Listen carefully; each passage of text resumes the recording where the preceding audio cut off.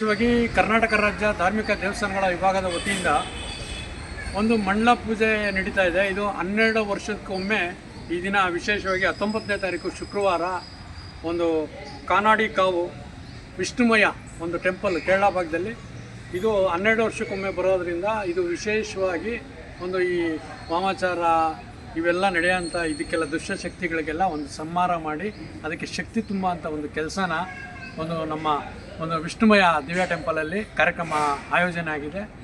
ಇದನ್ನು ವಿಶೇಷವಾಗಿ ಎಲ್ಲ ಪಬ್ಲಿಕ್ಗೆ ಅಟೆಂಡ್ ಇರಲ್ಲ. ಮೇಯ್ನಾಗಿ ಅಘೋರಿ ದೀಕ್ಷೆ ಪಡೆದಂಥ ಅಘೋರಿಗಳು ಮತ್ತು ವಿಶೇಷ ಅರ್ಚಕರು ಅವ್ರಿಗೆ ಮಾತ್ರ ಸೀಮಿತವಾಗಿರ್ತದೆ.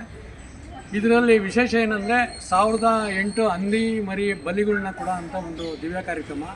ಇದು ಕೊಟ್ಟಾದ ಮೇಲೆ 48 ದಿನ ಅದು ಮಂಡಲ ಇರ್ತದೆ. ಮಂಡಲದಲ್ಲಿ ತ್ರಿಶೂಲಗಳನ್ನೆಲ್ಲ ಅಲ್ಲಿ ಪ್ರತಿಷ್ಠಾಪನೆ ಮಾಡಿ ಅದಕ್ಕೆ ಸಿದ್ಧಿಪುಡ ಅಂತ ಇದನ್ನು ಕರ್ನಾಟಕ ರಾಜ್ಯ ಧಾರ್ಮಿಕ ದೇವಸ್ಥಾನಗಳ ವಿಭಾಗದ ವತಿಯಿಂದ ಮತ್ತು ಕೇರಳ ಭಾಗದ ದೇವಸ್ಥಾನದ ಅರ್ಚಕರು ಅವ್ರ ಮುಖಾಂತರ ವಿಶೇಷವಾಗಿ ಕಾರ್ಯಕ್ರಮನ ಹಮ್ಮಿಕೊಂಡಿದ್ದೀವಿ. ಮತ್ತು ಅದನ್ನು ಡಿಸ್ಪ್ಲೇ ಮೇಲೆ ನಂಬರ್ನ ಮಾಡ್ತಾಯಿದ್ದೀವಿ. ನೀವು ಅದಕ್ಕೆ ಒಂದು ದೇವಸ್ಥಾನ ಕ್ಷೇತ್ರಕ್ಕೆ ಕಾಂಟ್ಯಾಕ್ಟ್ ಮಾಡಿ ಅಲ್ಲಿ ಇದ್ರದ್ದು ಯಾವ ಥರ ಮಾಡ್ಕೊಬೇಕು, ಅಲ್ಲಿಗೆ ಏನು ಸೇವೆ ಸಲ್ಲಿಸಬೇಕು ಅನ್ನೋದನ್ನ ಮಾಹಿತಿ ತೊಗೋಬೋದು.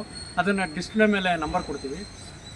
ಇದರಲ್ಲಿ ವಿಶೇಷವಾಗಿ ಈಗ ನೋಡಿ, ಹಿರಿಕರು ಕಾಲ ಆದಂಥ ಇದರಲ್ಲಿ ಅದು ಅರ್ಧಿರಲ್ಲ. ಈಗ ಏನೋ ಹೋಗಿ ಶ್ರೀರಂಗಪಟ್ಟಣ ಅಲ್ಲಿ ಇಲ್ಲಿ ಒಂದೊಂದು ಮಾಡಿರ್ತಾರೆ.